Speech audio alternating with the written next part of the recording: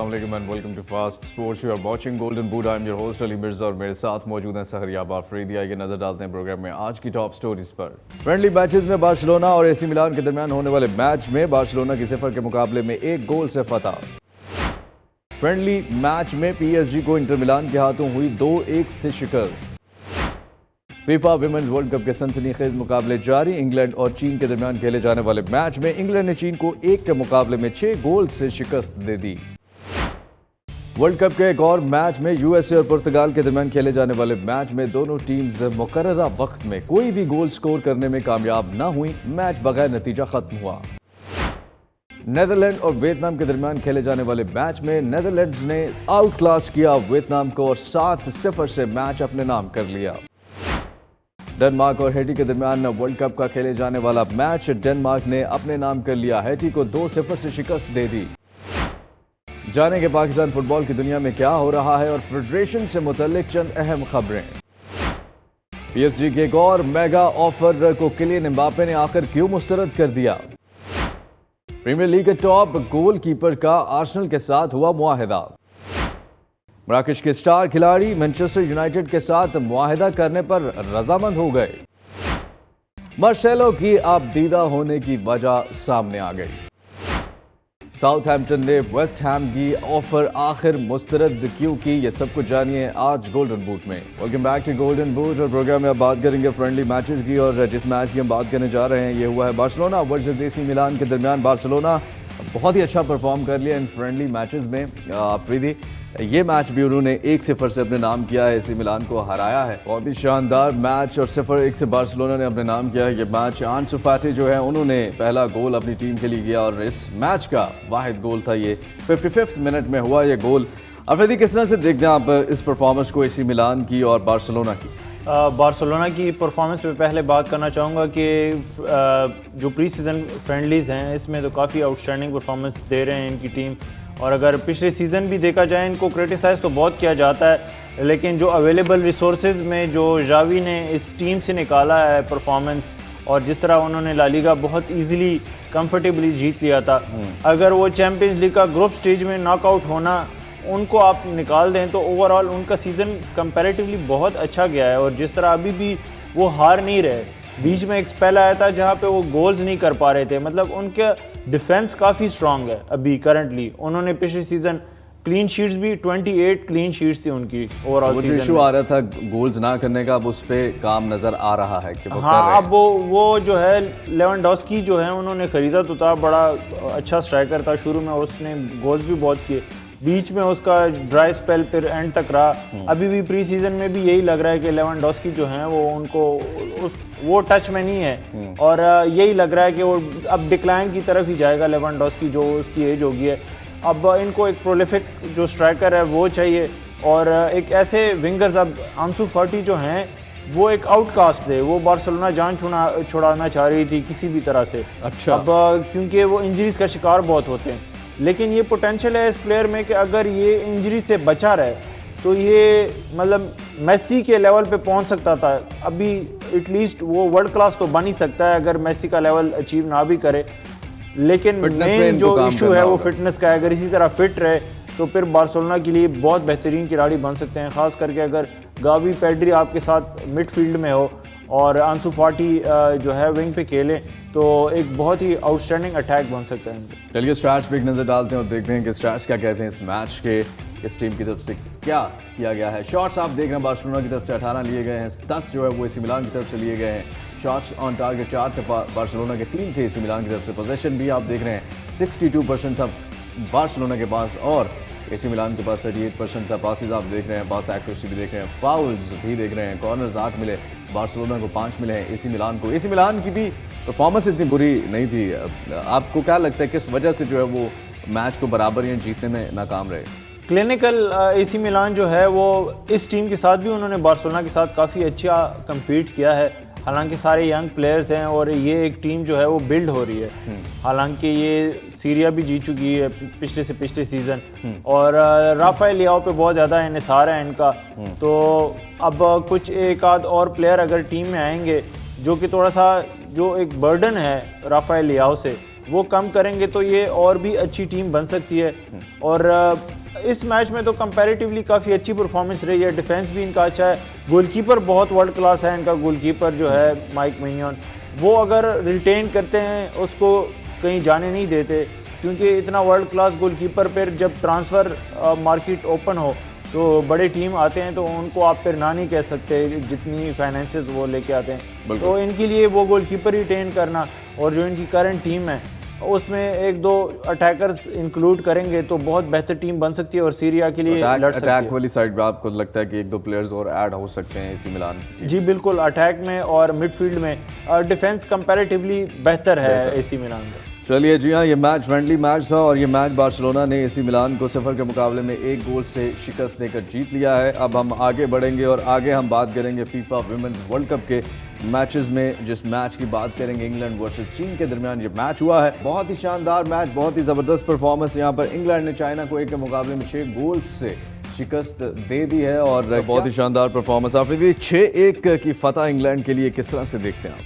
बहुत ही आउटस्टैंडिंग जा रहा है इनका कैंपेन और इनके पास अभी ये जो जनरेशन है, गोल्डन जनरेशन है वुमेन्स गेम की, यूरोपियन चैम्पियनशिप भी जीत चुके हैं, फिनालिस्मा जीत चुके हैं और अब वर्ल्ड कप पिछली बार भी एक कदम से पीछे रह गए थे।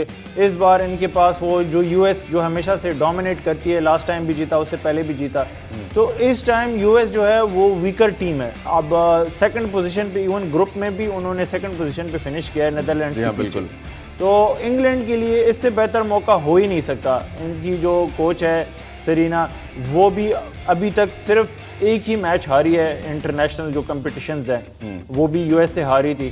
तो अब इस टूर्नामेंट में जिस तरह उन्होंने स्टार्ट लिया और जिस तरह उनके सारे प्लेयर्स परफॉर्म कर रहे हैं, मतलब जो एलिसा रोसो है या टोने हैं या लूसी ब्रॉन्ज हैं, मारिया आर्प्स जो उनकी गोलकीपर हैं, इनको तो सब जानते थे, लेकिन जिस तरह ये बाकी स्टार्स जो अननोन थे एक तरह से, वो उन्होंने परफॉर्म किया है, तो जो हमारी फीचर प्लेयर भी हैं, तो वो बहुत एक अच्छी चीज़ है इंग्लैंड के लिए, क्योंकि जब आपके सारे खिलाड़ी पुट इन करते हैं एफर्ट्स, तो फिर आपको हराना मुश्किल हो जाता है। एज अ टीम आपको हराना मुश्किल होता है, लेकिन जब आप एक प्लेयर या एक इंडिविजुअल पर रिलाई करते हैं तो फिर वो अगर उस दिन किसी एक स्पेसिफिक दिन नहीं चला तो आप टीम हार जाती है। वो क्वार्टर फाइनल या नॉकआउट स्टेज भी हो सकती है। स्टैट्स पे एक नज़र डालते हैं इस मैच के, क्या स्टैट्स थे और चाइना ने क्या कोशिश की। शॉट्स आप देख रहे हैं, चाइना की तरफ से 7 थी और 17 शॉट्स इंग्लैंड की तरफ से थी। शॉट्स ऑन टारगेट 7 थी इंग्लैंड की तरफ से। ये जो बात आफरीदी भी कर रहे थे कि 6 उन्होंने कन्वर्ट किए गोल्स, 7 शॉट्स ऑन टारगेट में से 3 जो थे वो चाइना की तरफ से, तो उसमें से एक ही गोल करने में कामयाब हुए। पोजेशन ऑलमोस्ट इंग्लैंड के पास ही था, ज़्यादा 74% था, 26% चाइना के पास था। पासिस आप देख रहे हैं 774 पासिस थे इंग्लैंड के, चाइना के 271 थे। पास एक्यूरेसी देख रहे हैं, कॉर्नर्स भी देख रहे हैं, 4 मिले इंग्लैंड को, 3 मिले चाइना को। अफरीदी 26% पोजीशन रखने के बावजूद 3 शॉट्स ऑन टारगेट लिए हैं चाइना ने। लग तो ऐसे ही रहा था कि इंग्लैंड खुद ही ये मैच खेल रही है और चाइना को जब चाहती थी तो खिला देती थी, जब नहीं चाहती थी तो नहीं खिलाती। बस मैच में 2-3 काउंटर अटैक जो चाइना को मिले हैं, वो जो नंबर आप नज़र आ रहे हैं स्क्रीन पे वही है, या जो इवन पोजीशन भी है वो क्लियरेंसेस मोस्टली किए हैं। अब ये देखें 774 पासेस, तो यहाँ से नज़र आ जाता है कि मैच खेली ही सिर्फ इंग्लैंड है। बिल्कुल ऐसे ही है। तो हालांकि इंग्लैंड एक पासिंग टीम उस तरह से नहीं है, वो अटैकिंग टीम है, गोल स्कोर करती है। डोमिनेट किया उन्होंने और पूरा डोमिनेंस दिखाया है इस मैच में इंग्लैंड ने चाइना के अगेंस्ट, और ये मैच जीता है। यहाँ पर अगर प्लेयर की बात करें तो जो प्लेयर हमने फीचर किए हैं वो है लॉरेन जेम्स। बहुत ही शानदार प्लेयर हैं लॉरेन जेम्स, जी हाँ, बहुत ही शानदार खिलाड़ी और बहुत ही ज़बरदस्त परफॉर्मर आपने देखी है, उनकी ये वीडियो भी देखी है। और आफरीदी क्या कहना चाहेंगे, ये चेल्सी के लिए खेलती हैं और क्या जानते हैं, थोड़ा सा बताइए इनके बारे में। एक्चुअली में रीस जेम्स जो कि चेल्सी के one of the best defender हैं, और जब वो खेलते हैं चेल्सी की टीम जो है आउटस्टैंडिंग परफॉर्म करती हैं। वो कैप्टन भी अभी बन गए हैं, उनकी ये छोटी बहन है। और ओवरऑल फैमिली का कनेक्शन ही चेल्सी के साथ है, इनके फादर भी चेल्सी प्लेयर हुआ करते थे। अच्छा। अब ये आर्सेनल, एक इंटरेस्टिंग फैक्ट इनके बारे में व्यूअर्स ये कि ये जब आर्सेनल के लिए खेलती थी तो इनको मेंस टीम के साथ ट्रेन करना पड़ता था, क्योंकि ये अपनी एज की जो लड़कियां थी उनसे इतनी ज़्यादा बेहतर थी। अच्छा। कि वो कहती थी कि हमें इनके साथ नहीं खेलना। आप इनको खुद भी तो 21 साल की ही हैं अभी भी, मतलब ये जब बिल्कुल यंग एज की थी, 12-13 साल, तब इनको जब यूथ टीम के साथ आर्सेनल की खेलती थी तो उन्होंने फिर कंप्लेंट की वुमेन्स जो गर्ल्स की टीम थी आर्सेनल की कि इनको ना खिलाएं, तो फिर वो बॉयज़ के साथ खेलती थी। ओके जी हाँ, बहुत ही इनके स्टैट्स पे भी एक नज़र डालते हैं और देखते हैं क्या परफॉर्मेंस रही है इनकी इस मैच में।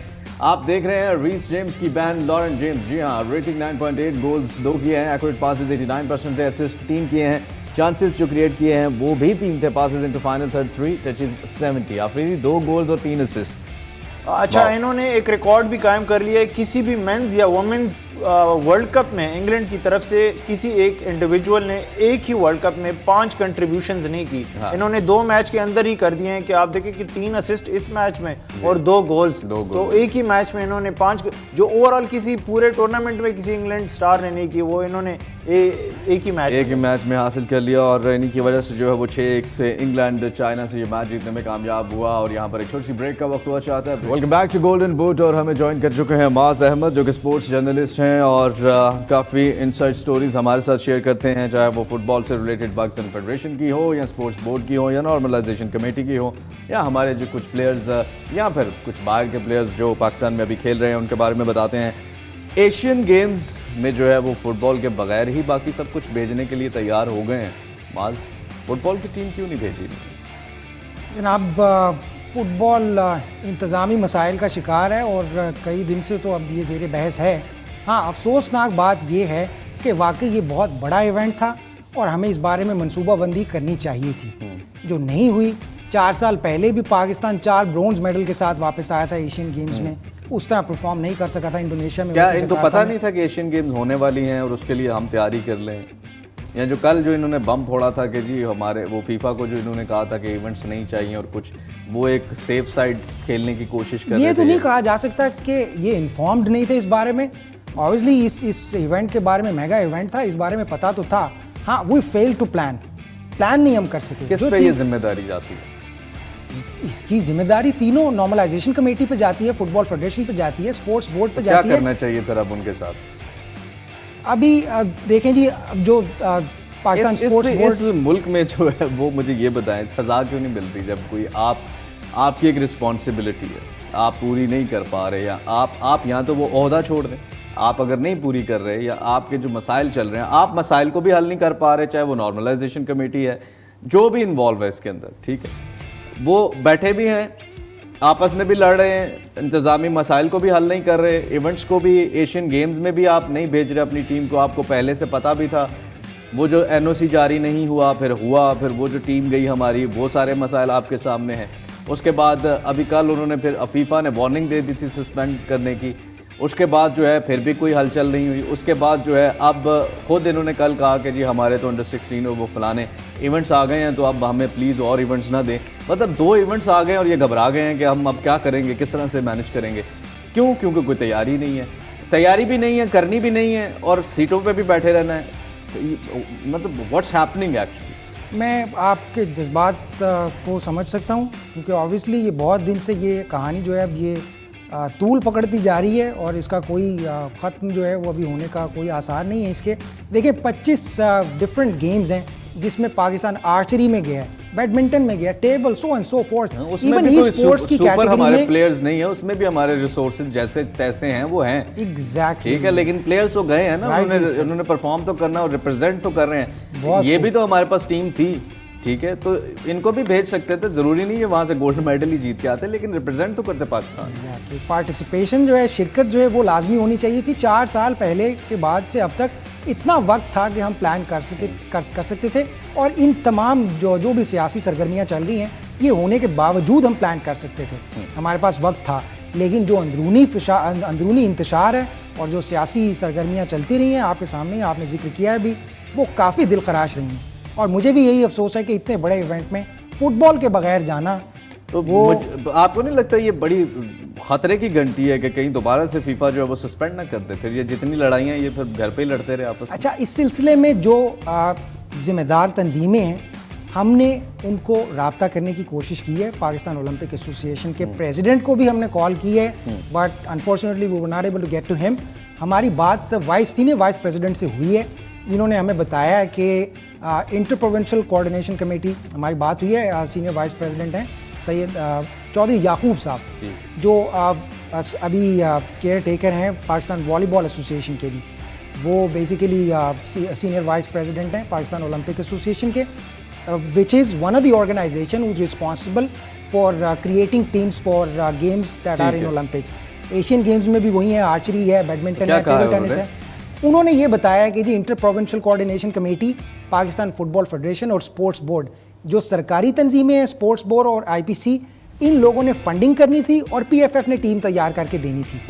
अब मुझे लगता है उन्होंने बज़ाहिर तो ऐसा नहीं कहा, ऑब्वियसली वो अपनी ही was trying to keep it you know, वो सीक्रेट रखना चाह रहे थे, नहीं कहना चाह रहे थे उन्होंने दबे लफ्जों में, लेकिन ये इजहार ज़रूर किया है कि फाइनेंस नहीं था, वो फंड जो है वो सरकारी तंजीमों ने करना था, फंड नहीं किया, इसीलिए फुटबॉल फेडरेशन ने टीम नहीं बनाई और ये पार्टिसिपेशन अब नहीं हो सकेगी। दूसरी बात ये है कि अगर यही हम कोशिश करेंगे कि यही इसी के ऊपर एशियन गेम्स में फुटबॉल की टीम ना भेजने पर क्या वजूहात हैं, क्यों तवज्जो नहीं दी गई, और इस सियासी जो इन्होंने बवाल बनाया हुआ है इसको कब ख़त्म किया जाएगा, इस पर हम कोशिश कर रहे थे कि वो एज अ कॉमन पर्सन, अब मैं एक सवाल पूछने लगा हूँ, इनकी जो सैलरीज है उसके लिए फंड्स मिल जाते हैं इनको? देखिए इवेंट्स के लिए फंड्स वो तो अलहदा हैं, और जो ऑफिशियल्स हैं विलिंग हो कुछ करने के लिए तो फिर आप मिलकर भी बहुत कुछ कर सकते हैं, एटलीस्ट कुछ ना कुछ तो पॉसिबल कर ही सकते हैं। ये मैं आपकी बात मानता हूँ। It was lack of coordination, it was lack of interest, it was lack of planning, बहुत से लैक्स थे, और मैं यही लैक्स ही हैं इसमें यहाँ पे। चलें एनीवेज लेट्स सी। और अच्छा, अब खैर ये एक न्यूज़ है, अब दिल खराश है जैसे भी है कि पाकिस्तान की फुटबॉल टीम इन्होंने नहीं भेजी एशियन गेम्स के लिए, उसका जो है वो उन्होंने एक्सक्यूज़ भी बताया है कि जी फंड्स नहीं थे, और फंड्स नहीं थे इस वजह से नहीं भेजी उन्होंने टीम। नेक्स्ट जो है वो वर्ल्ड कप, ये जो दूसरा अच्छा, मसला, मैं माजरत चाहता हूँ, मैं आपको मुझे टोकना पड़ेगा, मुझे चौधरी याकूब साहब ने एक और बड़ी जी इंसाइटफुल बात ये बताई है कि इंटर प्रोविंशियल कोऑर्डिनेशन कमेटी और पाकिस्तान स्पोर्ट्स बोर्ड की जिम्मेदारी ये है कि वो ऐसी टीम एशियन गेम्स या किसी ऐसे मेगा इवेंट में भेजें जिनमें कोई पोटेंशियल हो जीतने का, ठीक है, विच क्लियरली यू नो सिग्निफाइड कि पाकिस्तान फुटबॉल टीम में अभी जीतने का पोटेंशियल नहीं है, इसीलिए हमने उन्हें भेजने का रिस्क भी नहीं लिया। यही दो वजूहत थी, तो फाइनेंस की वजह से, लेकिन आपने जो कहा है मुझे वो जेन्युइनली मुझे बहुत अच्छा लगा है जो आपने कहा है कि बाकी टीम्स की भी तो आप विन प्रोबेबिलिटी बता नहीं सकते, यू कैन नॉट प्रेडिक्ट, लेकिन फिर भी अगर गोल्ड मेडल नहीं, चलो एटलीस्ट पार्टिसिपेशन तो एक्सपोजर तो मिलेगा उनको, एक्सपीरियंस तो होगा, उस चीज़ को अंडरस्टैंड तो करेंगे। आप इधर नंबर 1 टीम बना लें और वो इंटरनेशनल लेवल पे जाए और वहाँ पे फेल हो जाए। और आपको पता है अब दूसरा इवेंट जो इससे मुतासिर होने जा रहा है वो वर्ल्ड कप क्वालिफाइंग राउंड है, वर्ल्ड कप मैं उसी तरफ आ रहा हूँ। अच्छा चले, वो एक तो मुझे ये बताएं कि वो जो मैं पहले भी बात कर रहा था, जो कि मुझे शुरू से लग रहा था और आप कह रहे थे नहीं ये हो जाएगा मसला हल, अब मैं आपको, मुझे खबर मिली है कि वो मसला हल नहीं हुआ, स्टेडियम्स वाला, और क्वालिफायर कहाँ पे खिलाएंगे जो पाकिस्तान में मैच होने हैं। जी हाँ, अब देखें दोनों तरफ से साइलेंस था, तो this has created an unbridgeable gulf between the two parties. Pakistan sports board, IPC और पाकिस्तान फुटबॉल फेडरेशन अभी तक मुत्तफिक नहीं है कि ये मैच कहाँ होगा, जो होम लेग का हमने मैच होस्ट करना है। अब ये पंजाब स्टेडियम, लाहौर पंजाब स्टेडियम की एक तजवीज़ थी, लेकिन उसके लिए सूबाई जो फेडरेशन है, जो पंजाब फुटबॉल एसोसिएशन है, उसको थोड़ा सा ताउन करना पड़ेगा। उनको कुछ रूल्स, कहा होगा बारिशें हो रही हैं, पानी खड़ा है नहीं, उनको कुछ रूम्स सुनने में आया है कि उनको कुछ रूम्स इवैक्यूएट करने पड़ेंगे और वहाँ पर उनको फैसिलिटेट करने के लिए उनको अपना कोऑपरेशन एक्सटेंड करना पड़ेगा।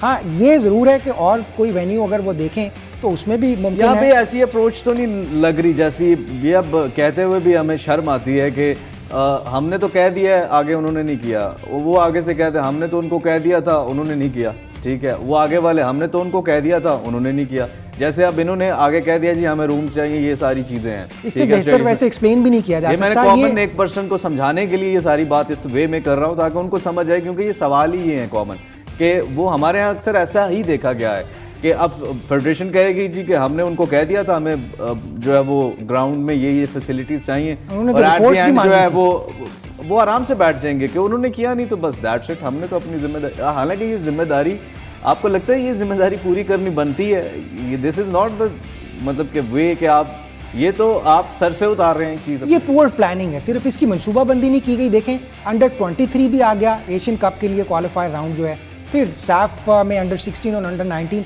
ये 3 इवेंट्स आगे पीछे आ गए हैं। और वैसे भी आई थिंक सो कि आप जो इन सीट्स पे बैठे हैं, आपका काम ही है how to make it possible, कि इसको पॉसिबल बनाना कैसे है। आपके पास रिसोर्सेज भी कम है, आपके पास सारी चीज़ सबको पता है, और जो भी नए लोग आएंगे वो उनको भी ये पता होगा। अगर आप सब कुछ चाह कर जो है वो उसको मेक इट पॉसिबल करें, वो तो एक कॉमन बंदा भी कर लेगा। आपके फिर ब्रिलियंस की और आपके उस दिमाग की क्या ज़रूरत है वहाँ? लेकिन इस बात में तो अब कोई शक नहीं है कि तरजीहात का तयन नहीं किया गया और प्लानिंग बिल्कुल नहीं की गई। ये आने वाले इवेंट्स ना एशियन गेम्स के लिए, और ये जो अब 2-3 इवेंट्स ऊपर नीचे आ रहे हैं, पूरी तरह एक्सपोज हो गया है ये जो मामला। हम काफ़ी दिनों से बात कर रहे थे, फेडरेशन के मामला, नॉर्मलाइजेशन कमेटी हो, स्पोर्ट्स बोर्ड हो, ओवरऑल यानी जितने भी इसमें इन्वॉल्व हैं बॉडीज़, ये अब एक्सपोज हो गए हैं इस चीज़ के सामने आ जाने पे कि अब जो टीम नहीं भेजी है, और मैचेस भी जो है वो स्टेडियम्स तक जो है वो अभी तक फाइनल नहीं हुए।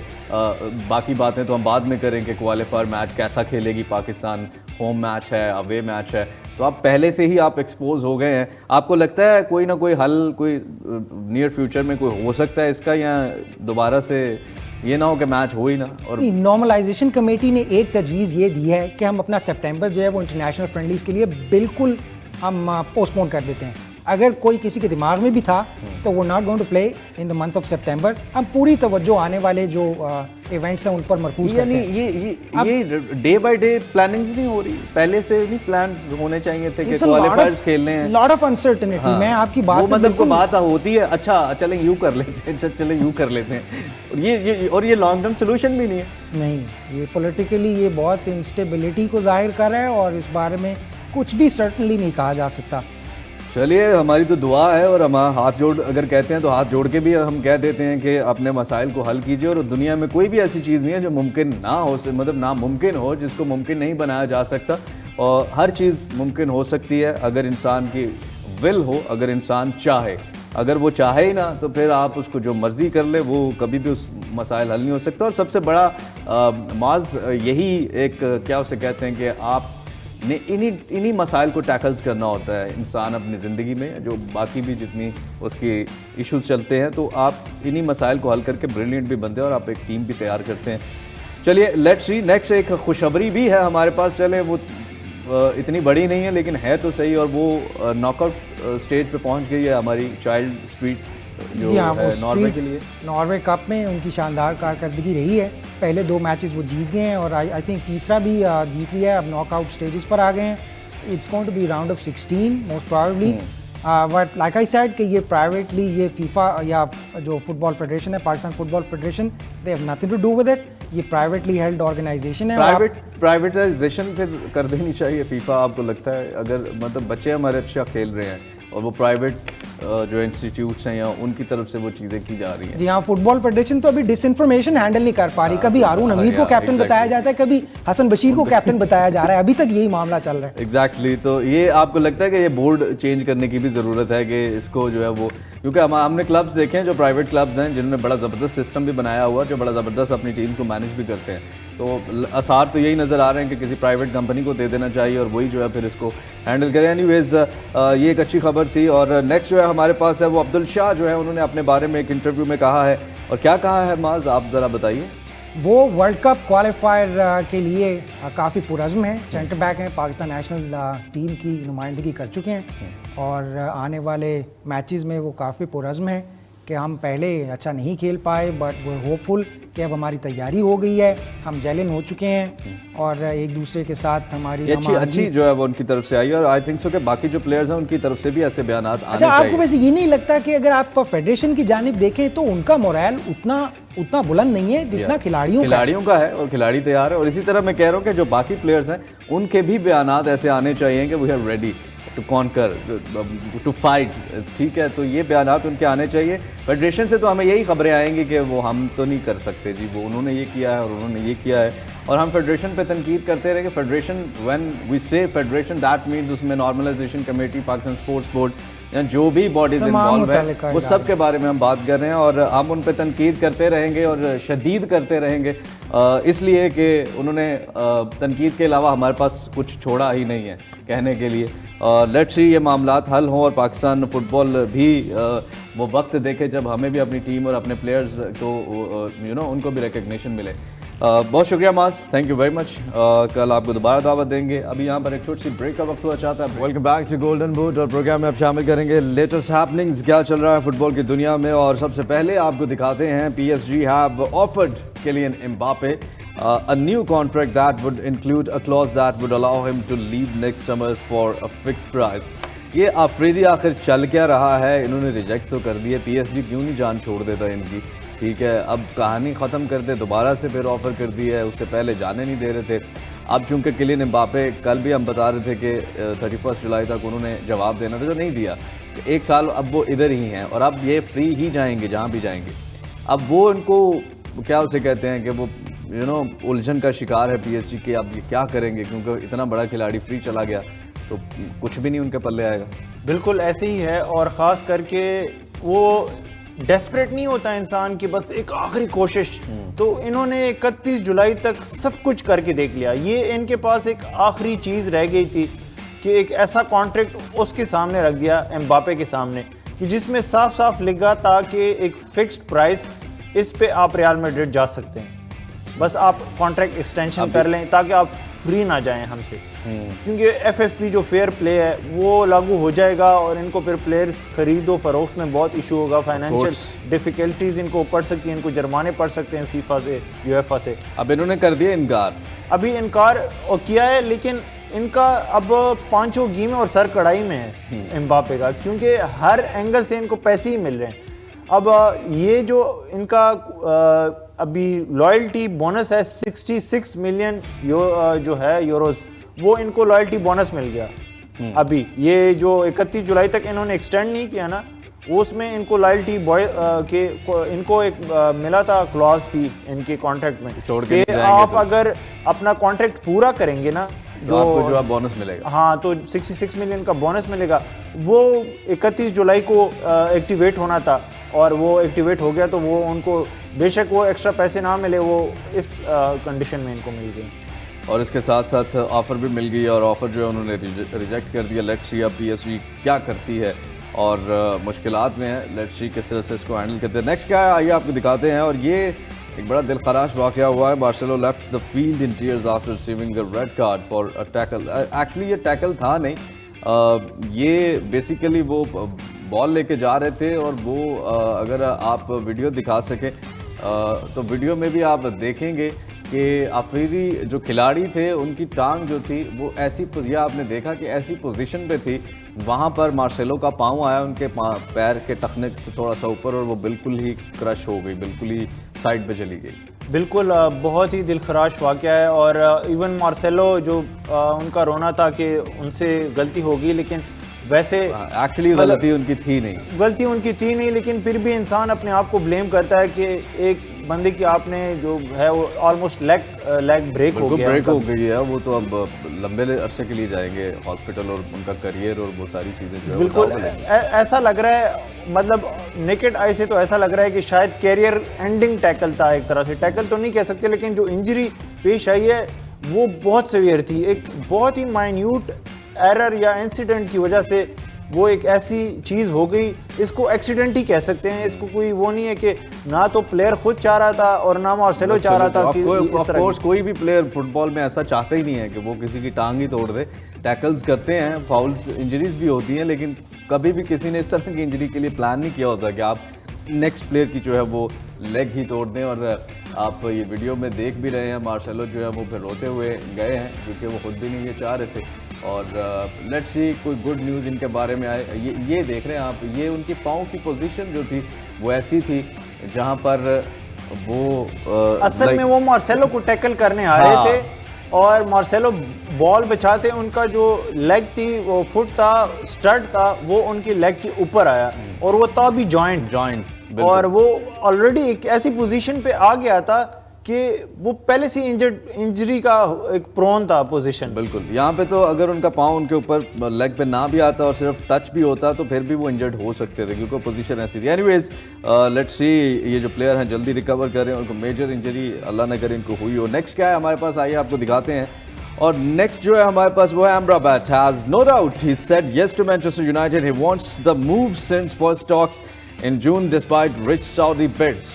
जी Afridi, Amrabat Saudi pro league में नहीं गए, उन्होंने कहा कि नहीं मैं यूनाइटेड में जाऊंगा। सुफियान अमराबाद जिन्होंने मोरक्को के लिए वर्ल्ड कप में आउटस्टैंडिंग इन्होंने मोरक्को दिखाया और बनाया। हाँ, अब हकीम जिएच और अशरफ हकीमी जो प्लेयर्स थे उनको लाइमलाइट बहुत मिली, इनको लाइमलाइट उस कंपैरिजन में नहीं मिली। लेकिन अगर आप जो डीप डाउन स्टैट्स देखते हैं, जो पंडित्स होते हैं, वो अगर आप इनके नंबर्स देखें तो इनका जो हीट मैप है पूरे वर्ल्ड कप में, वो ग्राउंड का कोई भी हिस्सा नहीं है जिन पे इनके फुटप्रिंट्स ना हो।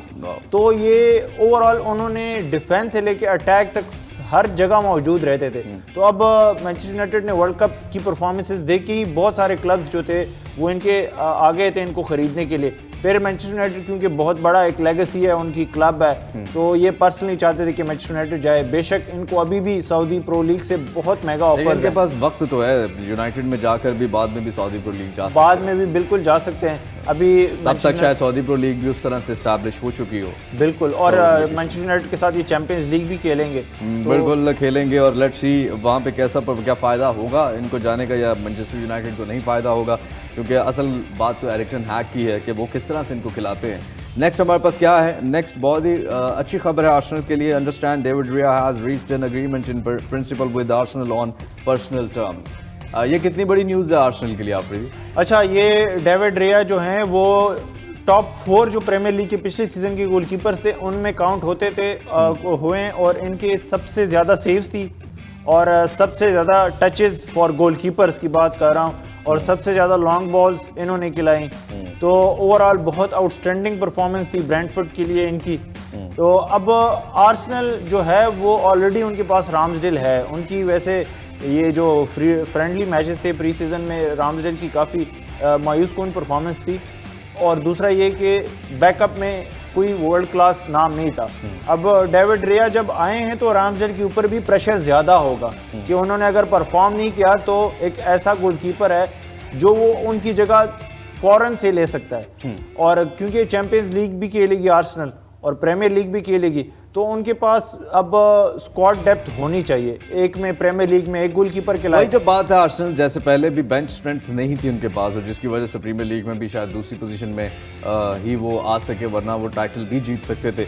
और उसी पे काम नज़र आ रहा है, माइकल आर्टेटा भी कर रहे हैं कि बेंच स्ट्रेंथ भी हो उनके पास। जी बिल्कुल, और क्योंकि वो सिर्फ प्रीमियर लीग में खेल रहे थे, अब पिछले सीजन अफोर्ड भी कर सकते थे लेकिन इस सीजन अफोर्ड नहीं कर सकते क्योंकि champion mid week champions league होगा, वीकेंड पे प्रीमियर लीग होगा, तो ये प्लेयर सस्टेन नहीं कर पाएंगे। बिल्कुल चाहिए। जी हाँ, नेक्स्ट हमारे पास क्या है, नेक्स्ट आपको दिखाते हैं। और Southampton have rejected a 30 million offer from West Ham for James ward. ये क्या खबर है आपकी? साउथहैम्पटन जो है रेलीगेट हो गई है प्रीमियर लीग से, डिसअपॉइंटिंग न्यूज़ थी। उनके जो बेस्ट खिलाड़ी हैं वो जेम्स वार्ड प्राउस ही हैं और प्रीमियर लीग के बहुत सारे क्लब जो हैं वो ख़रीदना चाह रहे थे। अब वेस्ट हैम जो थी, क्योंकि उन्होंने अपने जो बेस्ट खिलाड़ी थे डेक्लन राइस, वो आर्सेनल को भेज दिया 100 मिलियन में, और उसकी one of the best replacement अगर उनको मिल सकती थी तो या तो जेम्स मैडिसन मिल सकते थे, वो ज़्यादा अटैकिंग हैं।